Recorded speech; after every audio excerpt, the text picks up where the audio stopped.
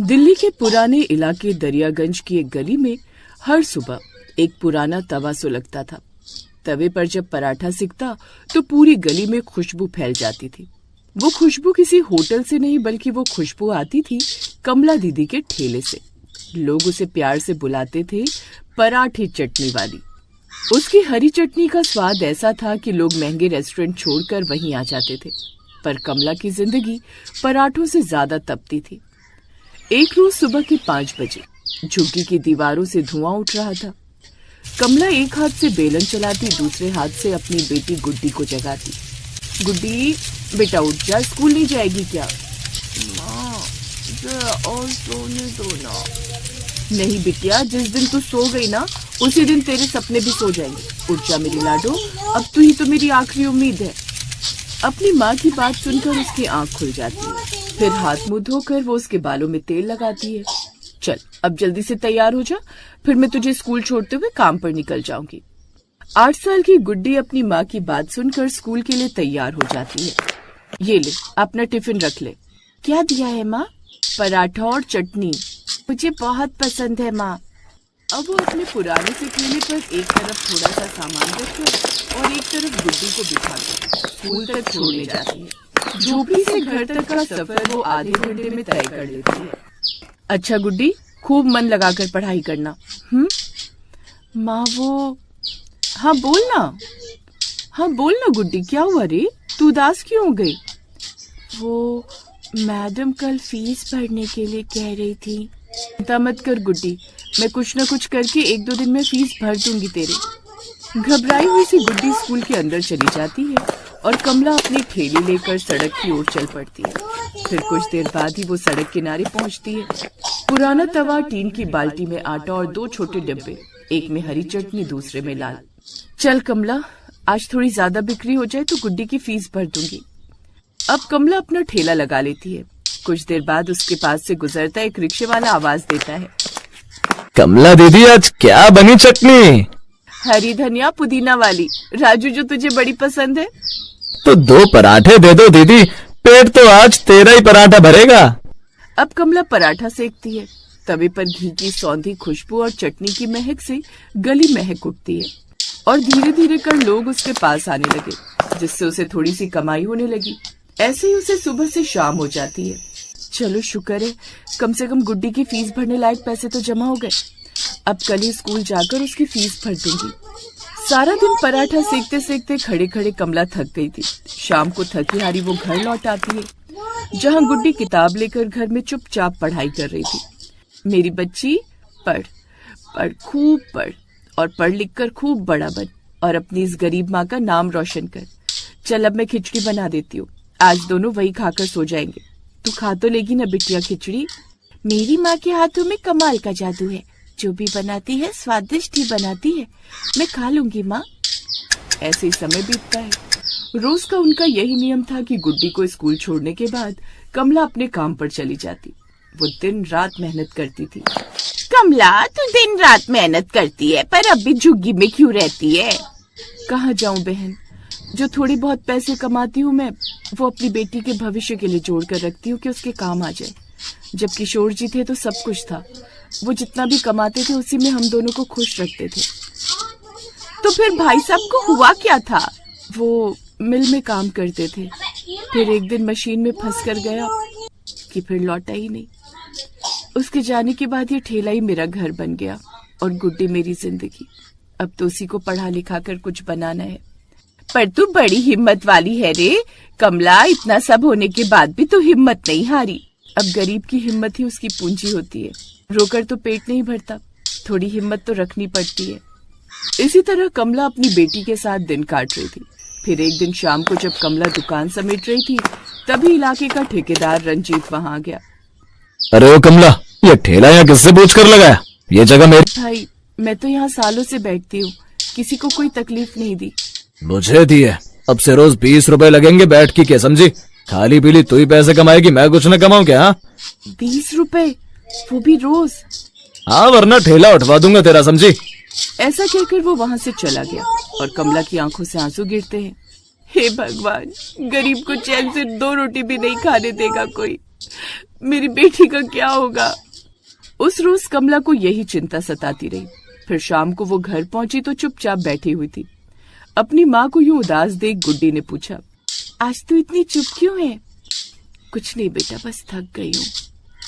माँ मैं जानती हूँ तू किसी बात को लेकर परेशान है।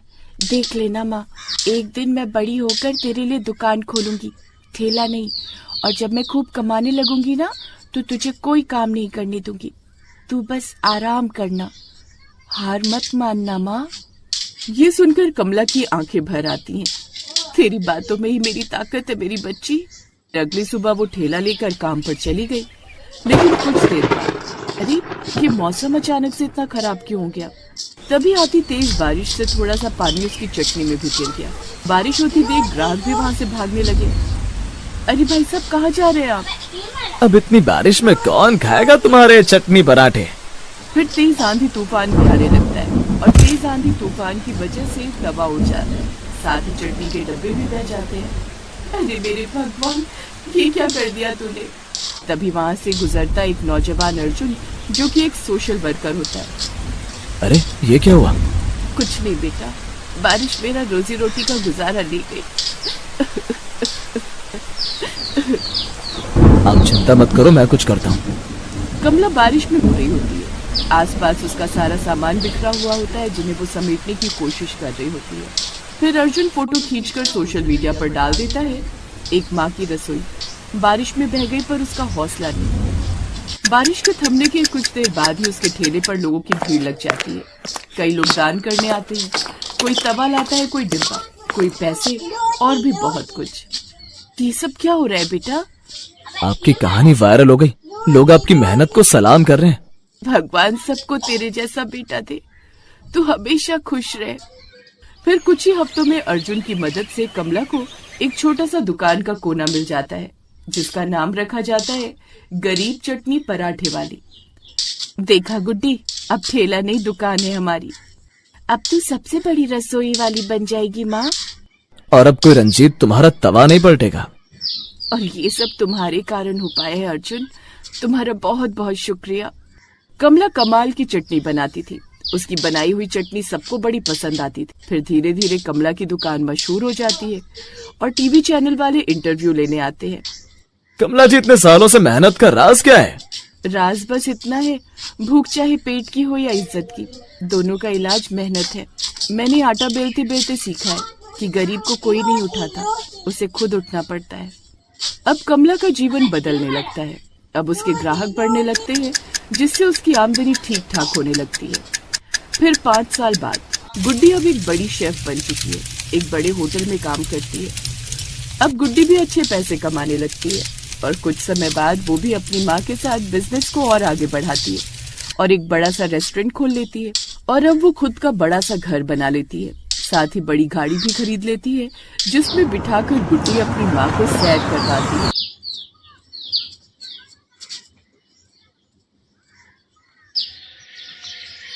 70 साल की सावित्री और उसका पति रामदीन दोनों की जिंदगी बहुत दुखों से भरी थी। किराए का मकान था। किराया न देने की वजह से मकान मालिक ने उन्हें घर से निकाल दिया। इकलौता बेटा मुकेश बहुत ही बिगड़ा हुआ था। वो अपनी पत्नी के साथ अलग जाकर रहने लगा। सावित्री ने सोचा कि मेहनत तो करनी पड़ेगी, क्योंकि गुजारा करने के लिए काम जरूरी है। इसलिए सावित्री ने फुटपाथ पर ही एक अंगीठी जलाकर गर्मा गर्म चपाती और टमाटर की चटनी बेचने का काम शुरू किया। सावित्री बहुत बढ़िया चपाती और टमाटर की चटनी बनाती थी। आते जाते लोग उसके पास रुकते और चपाती और चटनी खरीद कर खाते। सावित्री अम्मा, कुछ भी कहो, जब से तुम्हारे यहाँ गर्मा गर्म चपाती और टमाटर की चटनी खाने लगाऊं ना, घर के खाने की कमी महसूस ही नहीं होती। धन्यवाद बेटा, मैं तो बस कोशिश करती हूँ कि यहाँ पर जितने भी काम करने वाले लोग हैं, उन्हें घर के खाने की सच में कमी महसूस ना हो, इसीलिए मैं गर्मा गर्म चपाती और चटनी बनाती हूँ। सावित्री, टमाटर और आटा ले आया हूँ। रामदीन अगले दिन का सामान पकड़ाने लगता है, तभी उसकी सांस फूल जाती है। तुम्हें कहा था बुखार में मत जाओ, पर तुम मेरी सुनते कहाँ हो। मैं चली जाती सामान लेने बाजार। क्या करूं सावित्री, सारा दिन फुटपाथ पर लेटे लेटे मन नहीं लग रहा था। सोचा कि बाजार से सामान ले आऊंगा तो थोड़ा मन लग जाएगा। तू भी तो अकेली लगी रहती है। काका, आप दोनों इस उम्र में यहाँ फुटपाथ पर रहते हो? हाँ बेटा, जब औलाद नालायक निकलती है ना, तो माता पिता का बुढ़ापा सड़कों पर गुजरता है। ग्राहक चपाती और चटनी खाकर जा चुके थे। सावित्री और रामदीन कुछ देर आराम करने लगे, तभी उनका नालायक बेटा और बहू आ गए। मुकेश ने झटके से पैसों के गल्ले को खोला तो सावित्री ने उसका हाथ रोक दिया।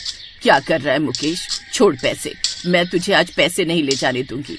अरे हम मेहनत करते हैं तब जाकर फुटपाथ पर रहने के लिए थोड़ा बहुत कमा पाते हैं। अम्मा तू जानती है, पैसे तो मैं ले जाकर रहूंगा, मुझे किराया भरना है और आज सुनैना का जन्मदिन है, मुझे इसे पिक्चर दिखाने ले जाना है। लाओ पैसे दो। माँ बाप की जायदाद पर बेटे का हक होता है, इसलिए जो भी पैसे कमाते हो इस पर मेरा हक है। सुनो जी, जल्दी करो, पिक्चर का टाइम हो गया है। शर्म आनी चाहिए तुम दोनों को। इस उम्र में तुम्हारी माँ इतनी मेहनत करती है, सड़कों पर सोकर सुबह सुबह उठती है, चपाती चटनी बनाकर बेचती है, और जो पैसे कमाती है तुम सारे छीन कर ले जाते हो। बाबू ज्यादा दिमाग मत खाओ, हमें लेट हो रहा है। चलो सुनैना, आज तुम्हें पिक्चर दिखाकर रात को खाना भी खिलाऊंगा। ये रहे किराए के पैसे और ये रहे हमारे पिक्चर और खाने के। अक्सर ऐसा ही होता था। मुकेश अपनी पत्नी सुनैना के साथ आकर पैसे छीनकर चला जाता था। सावित्री और रामदीन इस बात से बहुत दुखी रहते थे। वो जो भी कमाते वो सारा मुकेश छीन लेता। एक दिन सावित्री और रामदीन चपाती चटनी बेच रहे थे, तभी उन्होंने सड़क के दूसरे किनारे पर एक आदमी को चलते चलते अचानक से गिरते हुए देखा। सावित्री और रामदीन दोनों दौड़कर सड़क के पार गए और आदमी को सहारा दिया और अपने पास लेकर आए। भैया जी, आपके तो घुटनों में चोट आ गई है, अचानक गिर कैसे गए? आज सुबह चश्मा घर छोड़ाया, सड़क पर पत्थर दिखाई नहीं दिया तो ठोकर लग गई। भैया जी, पास में ही डॉक्टर की दुकान है, चलो मैं आपकी पट्टी करवा देता हूँ। नहीं नहीं, बहुत बहुत शुक्रिया, मैंने बेटे को फोन कर दिया, वो आता होगा। आप दोनों इस उम्र में यहाँ फुटपाथ पर काम करते हो? हाँ भैया जी, बस जीने का यही सहारा है, चटनी रोटी बेचकर गुजारा करते हैं। फुटपाथ पर रहते हो और यही काम करके गुजारा करते हो? सावित्री और रामदीन हरिनारायण नाम के उस व्यक्ति को सारी बात बताते हैं। कुछ देर बाद हरिनारायण जी का बेटा उन्हें लेने आ जाता है। तब तक सावित्री ने हरिनारायण जी को चपाती और टमाटर की चटनी खिला दी थी। सावित्री, तुम चपाती और टमाटर की चटनी बहुत स्वादिष्ट बनाती हो। अभी तो मैं बेटे के साथ जा रहा हूँ, एक बार फिर जरूर आऊंगा। अच्छा, चलता हूँ, बहुत बहुत धन्यवाद। हरिनारायण जी अपने बेटे के साथ कार में बैठकर घर लौट गए। सावित्री और रामदीन फिर से अपने काम पर लग गए। एक दिन रामदीन की तबीयत बहुत खराब हो गई। सावित्री शाम को काम निपटाकर रामदीन को डॉक्टर के पास ले जाने लगी, तभी हरिनारायण जी आ गए। इधर से गुजर रहा था, सोचा आपसे और रामदीन से मिलता जाऊं। आपकी चपाती और टमाटर की चटनी की बहुत याद आ रही थी। क्या हुआ, कहीं जा रही हो? हाँ भैया जी, इनकी तबीयत बहुत खराब है, सुबह से बुखार में तप रहे हैं। पास के डॉक्टर पर ले जा रही थी, सोचा दवाई दिलवा दूं तो इन्हें थोड़ा आराम आ जाएगा। सावित्री ने गले में से पैसे निकाले और रामदीन को लेकर जाने लगी। तभी उसके बेटा और बहू आ गए और हरिनारायण जी भी वहीं खड़े थे। अम्मा लाओ, जितने भी आज पैसे कमाए सारे दे दो, तुम्हारी बहू माँ बनने वाली है, अब मुझे ज्यादा पैसों की जरूरत होगी। मुकेश बेटा, बहुत खुशी की बात है कि बहू माँ बनने वाली है, पर अभी मैं तुझे पैसे नहीं दे सकती। मुझे तेरे बापू को डॉक्टर के पास ले जाना है, अभी तू चला जा। सुनो, अगर आपने पैसे नहीं लिए तो मैं शाही पनीर, दाल मखनी और तंदूरी रोटी कैसे खाऊंगी? टेंशन क्यों लेती हो सुनैना, मैं पैसे ले रहा हूँ। लाओ माँ, ज्यादा नाटक मत दिखाओ, पैसे दो, बापू को कुछ नहीं हुआ है, एक बुखार उतारने की गोली खरीद कर खिला दो, सही हो जाएंगे। ए लड़के, ये क्या तमीज है अपने माँ पिता से बात करने की? ऐसे बात करते हैं? दिखाई नहीं दे रहा तुम्हारे पिताजी की तबीयत ठीक नहीं है और तुम ऐसे पैसे छीन कर लेकर जा रहे हो? मुझे सब पता है, सावित्री बहन ने मुझे तुम्हारे बारे में सब बता दिया है। अच्छे खासे सेहतमंद होकर कोई काम क्यों नहीं करते? क्यों बूढ़े माता पिता की कमाई खाना चाहते हो? और तुम्हारी बीवी, इसके तो बच्चा होने वाला है ना, तो तुम्हें तो ज्यादा जिम्मेदार बनना चाहिए। अगर तुमने ये पैसे ले जाने की कोशिश की तो मैं भी पुलिस को बुला लूंगा। तुम जेल में बंद रहना चाहते हो? मैं ऐसा कर सकता हूँ, तुम जानते नहीं हो मैं शहर का बड़ा व्यापारी हूँ, मेरे एक इशारे पर तुम्हें पुलिस पकड़ कर ले जा सकती है। हाँ चल चलते हैं, जा रहा हूँ अम्मा। जिस दिन कमाने लगोगे, नौकरी करने लगोगे, अपने माता पिता से मिलने आ जाना। 4 पैसे कमा कर दिखाना, तब अपने माता पिता से मिलना। सुनो जी, यहाँ से जाने में ही हमारी भलाई है, अगर इन्होंने तुम्हें पुलिस को पकड़वा दिया तो मैं अकेले क्या करूंगी? उस दिन हरिनारायण जी ने मुकेश को अच्छा सबक सिखाया। ऐसा ही होना चाहिए था। बच्चे जब बड़े हो जाते हैं तो उन्हें अपनी जिम्मेदारियां खुद निभानी चाहिए। मुकेश घबरा गया था, उसे पता था कि उसे खुद मेहनत करनी है, इसलिए वो नौकरी ढूंढने लगा। इधर हरिनारायण जी ने सावित्री और रामदीन की मदद से उन्हें अपनी एक दुकान जो खाली पड़ी थी काम करने के लिए दे दी। दुकान के साथ में एक कमरा भी था जहाँ पर सावित्री और रामदीन को रहने की जगह भी मिल गई। हरिनारायण जी ने सावित्री और रामदीन की बहुत मदद की। कम से कम उन्हें इस बात की तसल्ली थी कि हरिनारायण जी ने उन्हें फुटपाथ की जगह रहने के लिए एक सुविधाजनक जगह दे दी, और यही उस बुजुर्ग पति पत्नी के लिए बहुत बड़ी बात थी।